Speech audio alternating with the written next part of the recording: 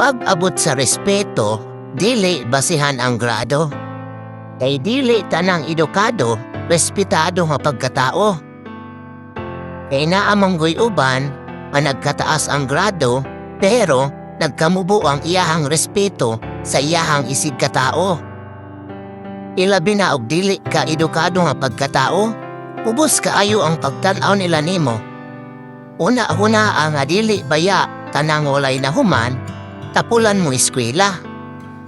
Naamanggoy uban, gusto kaayo mo eskwela, pero dili makaya, tungod sa kalisod o kapait sa panahon.